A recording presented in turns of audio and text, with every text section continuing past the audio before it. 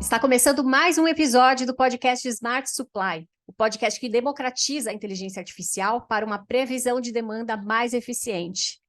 No podcast de hoje, você vai acompanhar uma conversa que a gente teve com o Elton, da Santa Helena, uma indústria do setor de alimentos, que tem uma variação de características do produto bem ampla, que levanta a régua aí de desafios para a previsão de demanda.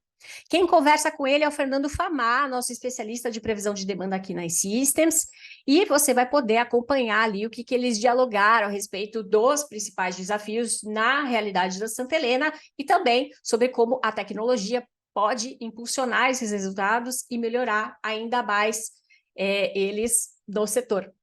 Espero que você goste. Bom, Elton, antes de mais nada, obrigado pela sua participação aqui no nosso podcast. Queria abrir essa sessão de entrevista contigo, de pergunta, para te conhecer um pouquinho mais, então, saber quem é o Elton, saber um pouquinho da sua trajetória até hoje na Santa Helena. Se você pudesse apresentar aqui para os nossos espectadores, eu já te agradeço. Ok. Primeiramente, agradecer o convite, tá? É um prazer estar falando de demanda aqui com vocês. É difícil ver alguém assim falar de demanda, assim, um podcast sobre demanda, então achei muito interessante. Então vamos lá. Eu sou o Elton Azevedo. Atualmente eu trabalho na Santa Helena Indústria de Alimentos como analista de planejamento e demanda, né? Eu tenho uma carreira assim, que eu já passei por várias profissões diferentes. Eu já fui padeiro, já fui torneiro mecânico, já trabalhei em supermercado, né? Acho que de 2016 em diante foi que a minha carreira começou a dar uma virada, né? Eu fui trabalhar num supermercado como controlador de estoque e tal, e saí de lá, entrei na Santa Helena, entrei na operação, passei para o PCP como assistente, e aí fui evoluindo para analista júnior, analista pleno, e essa é a função que eu ocupo hoje aqui na Santa Helena, né? O meu background, ele é engenharia, eu sou formado em engenharia de controle e automação, me formei em 2018, atualmente estou cursando uma especialização em engenharia de produção e um MBA em Business Intelligence, e tenho também uma especialização em indústria 4.0. Né, com toda essa tendência que a gente vê hoje em dia de ciência de dados, análise de dados, eu também estou enveredando por essa área, né, estudando um pouquinho de ciência de dados, estudando um pouco mais conceitos mais densos de estatística, de lógica, algumas linguagens de programação, para me manter atualizado e também poder aplicar isso no meu dia a dia durante o trabalho, né? Eu acho que esse é um resumo aí do Elton. Aí, Elton, que interessante. E aí, uma pergunta para a gente abrir falando um pouquinho da sua trajetória. Como que foi essa mudança de chave de PCP para ser planejador de demanda? A gente tem muito contato entre essas áreas e a gente tem alguns atritos que acontecem no S&OP. Sim, olha, eu acho que não é que houve uma transição de áreas, né? Porque aqui, para nós, a demanda é um braço de PCP. Então, o planejamento de demanda ele é um braço dentro de PCP, e o atrito acaba sendo mais com as outras áreas de negócios, né? Não que o PCP não seja uma área de negócio, mas o atrito acaba sendo mais com eles do que com o PCP em si, por eu ser uma parte componente do PCP da empresa. Ah, é bacana. Acho que no meu caso eu sofri um pouco mais com o PCP e com as áreas de negócio. Marketing, o comercial, com trade. No final do dia dá tudo certo, né? Eu entendo, porque dá um conflito de interesses muito grande, né? As pessoas às vezes têm uma dificuldade de compartilhar informações, e isso para o planejador de demanda é um baita de um problema, né? Mas aqui, sim, com o PCP eu acabo não tendo atrito. Acho que o meu caso com o PCP era quando a gente falava de transferência entre os CDs, e aí atender o mês que a gente precisava, tinha cut-off na base, então não podia, por exemplo, faturar no último mês do TRI, e isso acabava causando um pouco na minha vida. Mas falando em causar, quais são os maiores desafios que você já vivenciou nessa cadeira de planejamento de demanda? Conta pra gente um pouquinho. Olha, eu te diria que hoje os meus maiores desafios são viés e o déficit tecnológico, tá? Por que eu digo viés? Porque muitas vezes nessa posição de planejador de demanda, você vai falar coisas ou você vai apresentar números que a empresa não quer ouvir, né? E muitas vezes esse viés acaba sendo implícito do número que a gente vai seguir. E falando do déficit tecnológico que a gente tem, né, que a gente acaba tendo no dia a dia, é que muitas vezes a gente está focado em Excel, e a gente acaba esquecendo das outras ferramentas que a gente tem para usar, né? Então, às vezes a gente já tem processos estabelecidos de demanda, mas é difícil, às vezes, atualizar, mostrar consistência ali no seu número para poder imprimir isso para a empresa e falar, olha, isso aqui é consistente, né? Se a gente for por esse caminho, a gente vai ter melhores resultados. Então, quando a gente fala um número diferente daquilo que a empresa está planejando, é uma baita de uma dificuldade para conseguir mostrar o resultado do seu trabalho. Acho que essas são as maiores dificuldades. Pegando um gancho primeiro com o viés. A gente já falou aqui no podcast que esse ponto do viés, ele pode ser muito relacionado também ao ego das áreas. Principalmente quando a gente está falando de um lançamento, ou quando a gente está falando de algum produto que ele é o queridinho da empresa, e aí o planejador de demanda, ele tem que ser uma pessoa imparcial. Né? Você vai olhar para o seu histórico, você vai fazer todo o planejamento para construir uma demanda e falar para a empresa, falar, olha, gente, esse é o nosso horizonte. Só que quando você apresenta isso para os times, né? E aí eu não falo só pares, mas quando você apresenta, por exemplo, para um diretor, para um VP ou até para o board, e não é um número que as pessoas esperam, eu acho que é o que a gente fala. Aí começa uma disputa de ver quem que grita mais alto. Pelo menos eu já tive essa percepção, né? Do time de demand planning falou, ó, gente, aqui, por exemplo, chutando, tá? Ó, 1 milhão de volumetria para tal produto. E chegar no board e falar, não, o mercado tá crescendo, tem que crescer. Sim, eu acabo compreendendo as duas áreas, tá? Porque o nosso trabalho acaba sendo um trabalho mais... mesmo que a gente tenha que conversar com várias pessoas, reunir várias informações, mas existe o lado da empresa também, que ela quer forçar aquela meta, ela quer buscar aquele objetivo. Eu acabo entendendo o lado da empresa também, só que acaba gerando uma dificuldade para a gente, né, em todo o trabalho que a gente realiza. Mas a gente sempre busca o melhor nível ali, o melhor acordo para a gente alcançar o melhor número para a empresa. Esse ponto de viés eu conecto daqui a pouco na próxima pergunta, porque ele causa um grande impacto na nossa cadeia.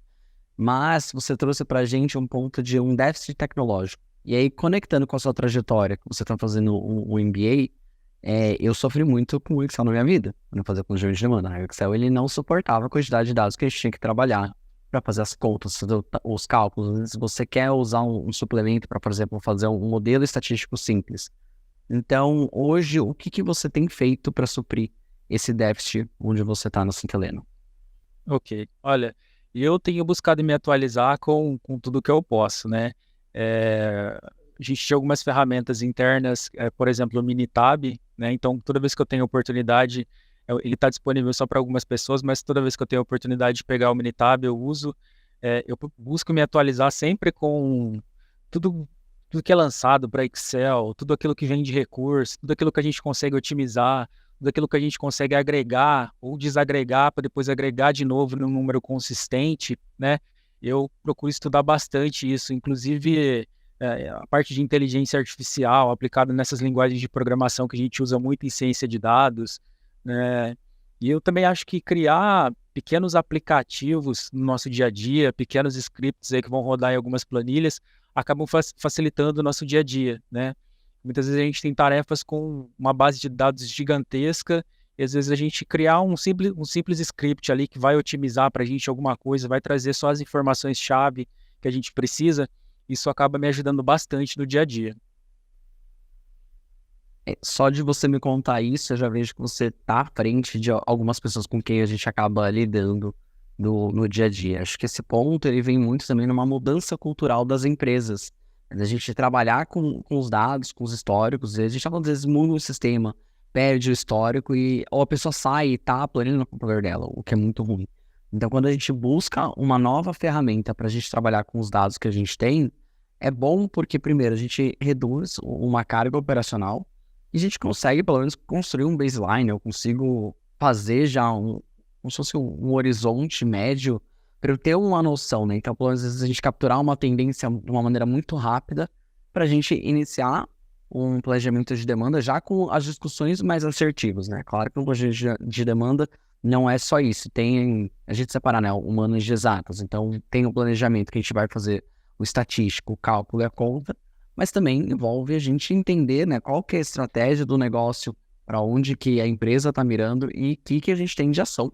Às vezes para a gente fazer uma alavancagem, ou às vezes para a gente tirar o pé um pouco do acelerador e a gente começar a diminuir uma demanda, porque às vezes o mercado ele não está mais pedindo determinado produto.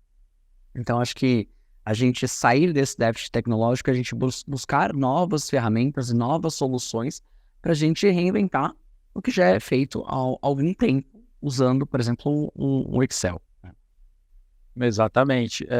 E eu acredito que muitas vezes a gente não precisa nem do melhor sistema que exista para resolver os problemas, né? A gente precisa de objetividade nas ferramentas que a gente contrata, ou objetividade nas ferramentas que a gente constrói para extrair o necessário para a gente fazer o melhor número que a gente pode. Com certeza. Como planejador de demanda, a gente tem 2 certezas na vida. Uma, a gente morre algum dia. 2, a gente vai errar. A gente só tem que tentar errar menos. Exatamente. Quando a gente erra muito, eu vou linkar com o que você falou do viés, né?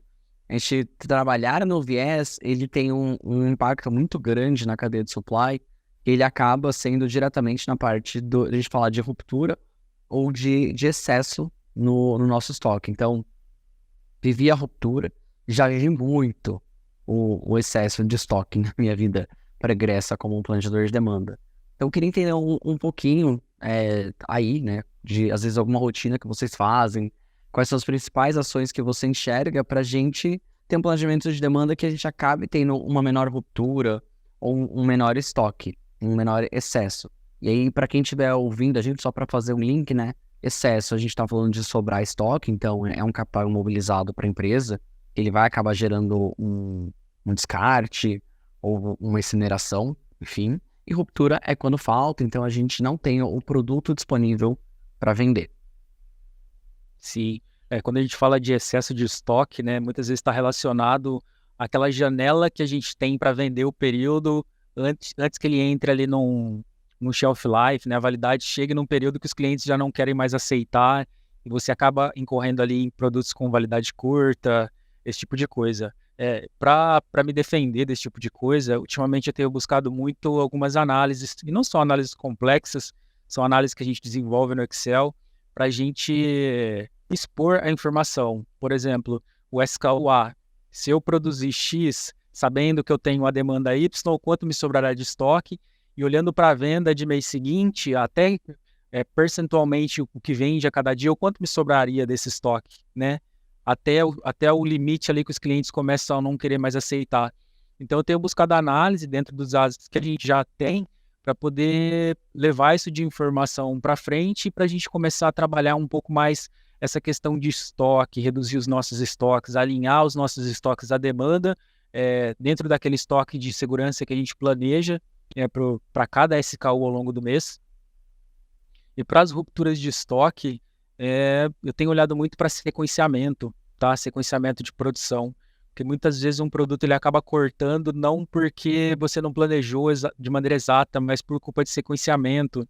Às vezes é um cliente que ele entra mais no início do mês, seu sequenciamento está para o final do mês, ou está para o meio do mês. Então, isso acaba influenciando bastante, né?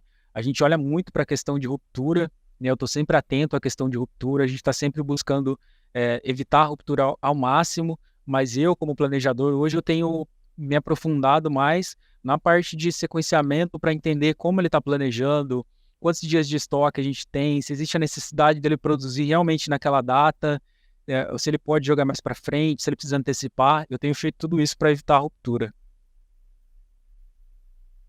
Esse ponto do shelf life ele é muito delicado, né? Porque quando a gente vai pro ramo alimentício, o shelf life geralmente ele é mais baixo, então venceu ou tem às vezes um período mínimo e aí o varejista não aceita mais, e aí no final do dia a empresa ela acaba arcando com esse desperdício do produto. Olhando pro excesso de estoque, hoje vocês têm implementado alguns KPIs, como por exemplo slow movers, not moving. Tem dia que você faz um estoque de segurança, então um days on hand, que é a quantidade de dias que você tem para atender.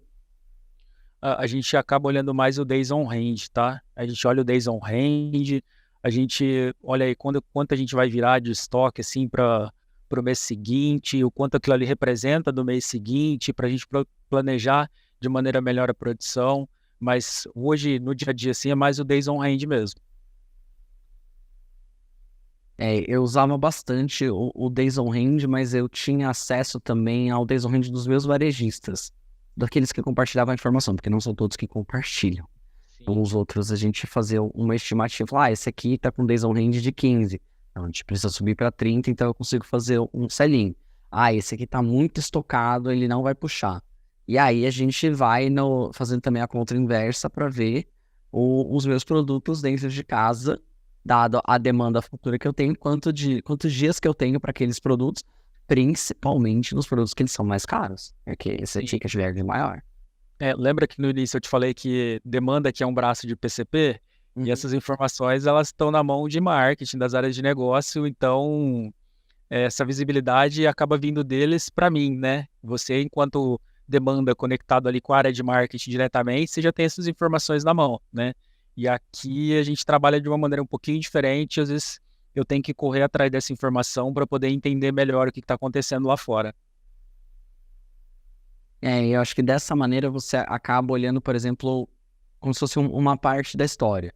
De onde eu vim, como tinha um processo de Sinopija que estava bem robusto, bem implementado, eu acabava conectando os pontos. Então, eu tinha a parte do marketing para eles me falarem qual que era a estratégia. E assim, né? Várias discussões, porque tem, às vezes, uns cenários são muito otimistas, e planejador de demanda tem que ser realista. Eu tenho que trabalhar com o que a gente vê que é o que vai acontecer. Então, conectar a estratégia do marketing com a estratégia do trade com o meu estoque, e aí não só com produtos nacionais, né? Por produtos importados. Então, fala, gente, esse aqui é um produto caro, ele tem um lead time ali de uns 90 dias, a gente já está com um Days on Hand de 120, é um Days on Hand que está muito puxado, eu estou com um varejo estocado, então é a gente voltar para outra ponta, a gente falar para marketing, trade, falar, galera, estamos estocados, varejistas estão estocados, o que vocês vão fazer? Porque a saída não está acontecendo, ele não está com um giro na média que a gente gostaria para a gente continuar com essas chegadas de importação e manter o estoque saudável. Então, o que a gente vai fazer? Vai fazer um cupom? Vai fazer uma promoção? Vai dar um desconto para o varejista puxar mais? Só que esse estoque varejista, né? Então você acaba também dando uma empurrada no problema. Então, acho que a gente, dependendo de onde a gente está na indústria, a gente vivencia isso com uma grande frequência. E assim, a cobrança do estoque, ela não vai vir só, por exemplo, da sua gestão direta. Ela vem do board. Exatamente. Você vai estar lá, por exemplo, no balanço da empresa. Quanto que está de imobilizado? Nossa, estourou. Os acionistas, eles surtam.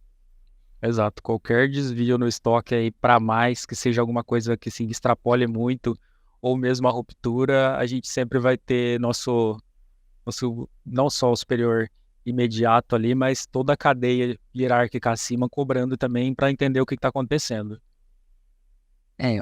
Uma boa prática que eu tinha era quando a gente fazia a demanda, não era o número final de demand planning que seguia na meta da empresa. Mas nós tínhamos o número recomendado de DP para falar, esse é o nosso número final, aqui nossos riscos, as nossas recomendações. No final do dia, a gente sabe que o top-down ele acontece. Sim. E aí, né, deixa eu já aproveitar e te linkar com a próxima pergunta que a gente tem aqui. Deixar aberto para você trazer para a gente se vocês têm algum case de sucesso. E aí, se por exemplo, não é um case de sucesso, você quiser falar alguma dor que você vem vivenciando, o que vocês estão fazendo para, às vezes, mitigar essa dor, ou já pensando ali num médio prazo, no longo prazo, para mitigar algum problema. Como se fosse um momento chora as pitangas que a gente discuta. Então, deixa aberto para você trazer para a gente, Elton. Ok. Tá, eu vou contar um case, é um case meu, tá?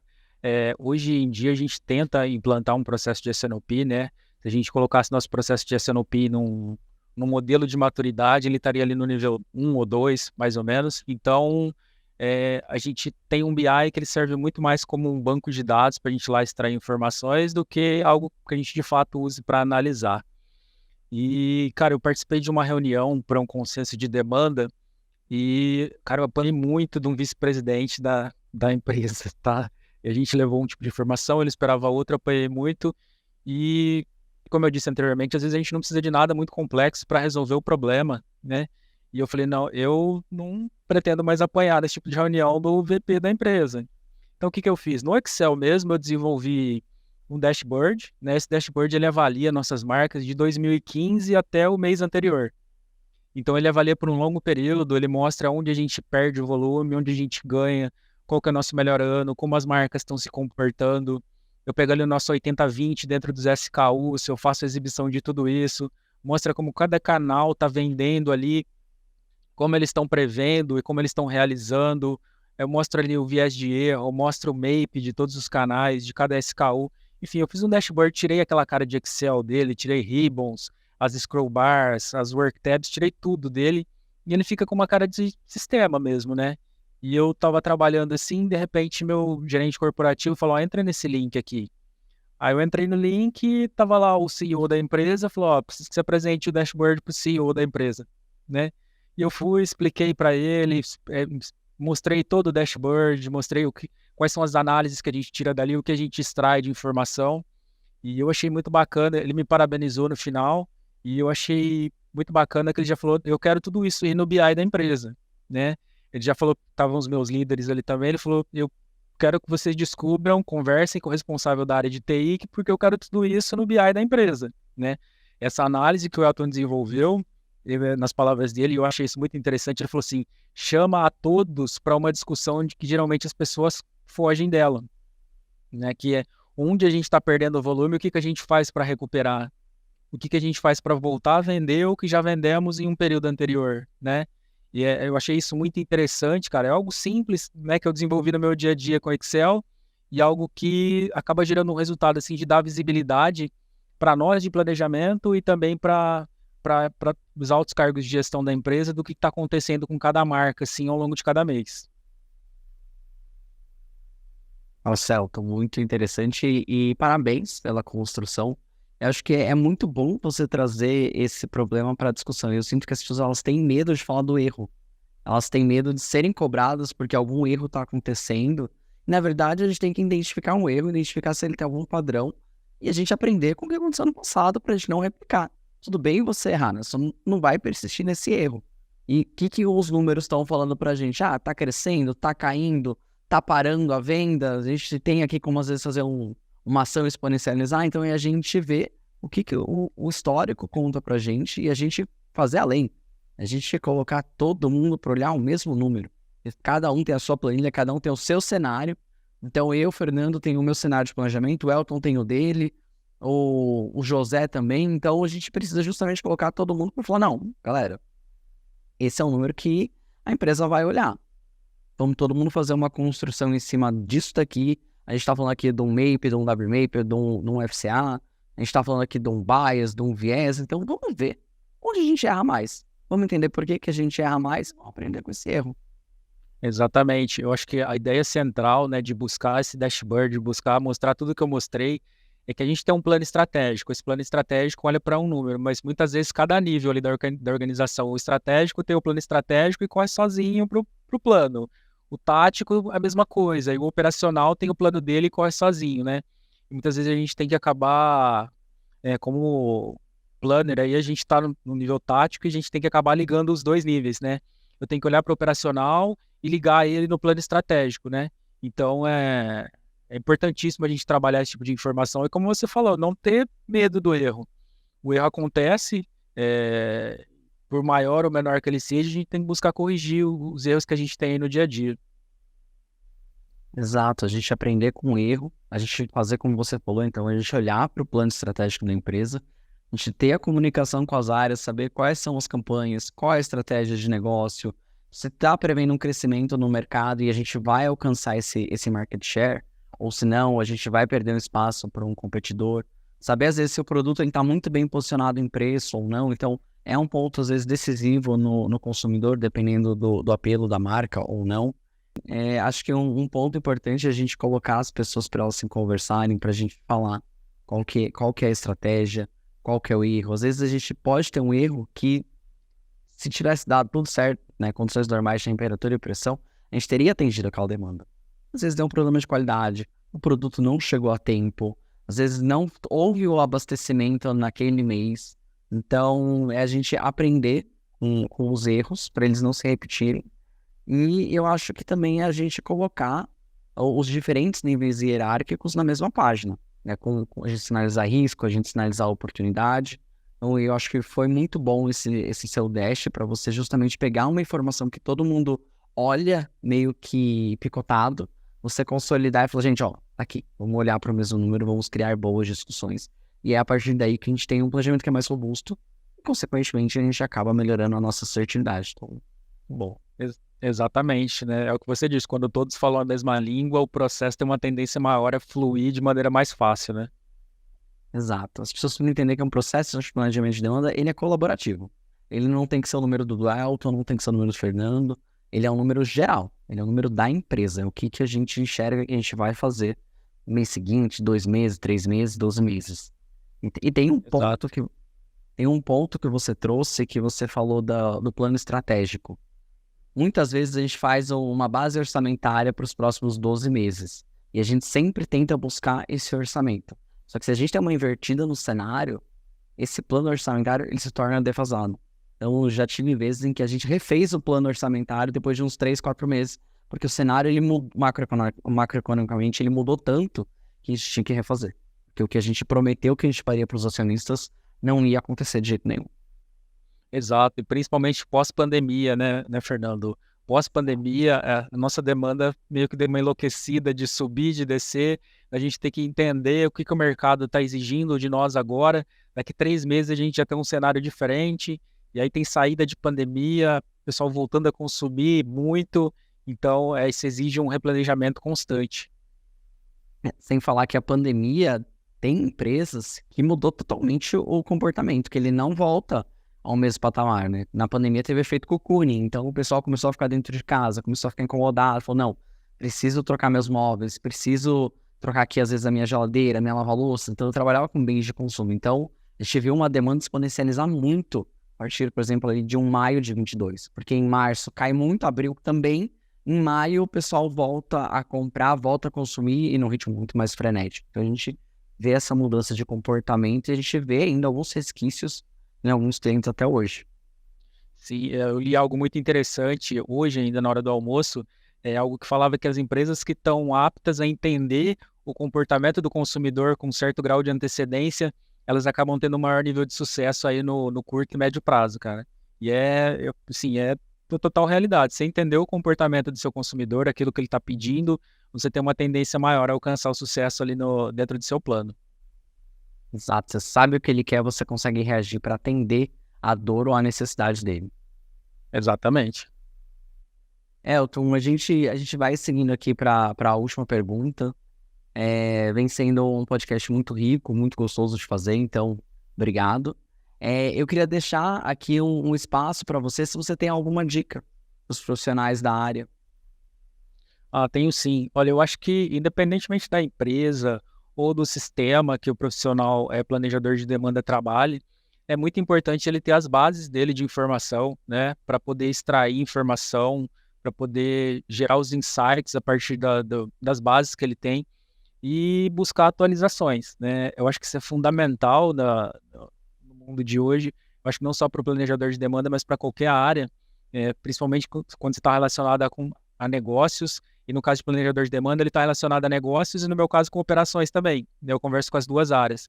Então eu preciso sempre me atualizar e conhecer das duas e buscar maneiras de fazer melhor aquilo que a gente faz no dia a dia, né? Muitas vezes a gente já faz alguma coisa há muito tempo, a gente está muito confortável, só que a gente consegue alcançar melhores resultados com inovações que a gente consegue trazer para o nosso dia a dia. Não precisa ser nada hiper complexo, né? Algumas inovações simples já conseguem nos ajudar muito no dia a dia. Mas depende muito de nós buscarmos essas inovações.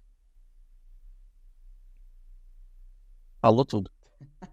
Eu não preciso nem complementar, você resumiu o meu pensamento na minha época de planejar demanda. Mas, Elton, muito obrigado pela sua participação. Eu agradeço aqui em nome de toda a equipe da iSystems pela sua participação no podcast Smart Supply. Eu que agradeço, Fernando. Muito obrigado pela oportunidade de participar, cara. A área de demanda é uma área que eu gosto bastante, tá? Exige bastante de mim, mas eu gosto muito também. Então, foi um prazer estar aqui com vocês, podendo falar sobre planejamento de demanda. Fico feliz. Não se sinta sozinho, tá? Tem uma comunidade inteira aqui pra te acolher. Beleza. Esse foi mais um episódio do podcast Smart Supply, o podcast que democratiza a inteligência artificial para uma previsão de demanda mais eficiente. Se você se interessou pelo Calix, entra no nosso site, que é o www.systems.com.br, dá uma olhada mais ali no que a gente tem para oferecer e chama a gente para uma conversa, tá bom? Por favor, aí compartilha com um colega de trabalho seu para ajudar a gente nessa missão de democratização da IA. Até a próxima.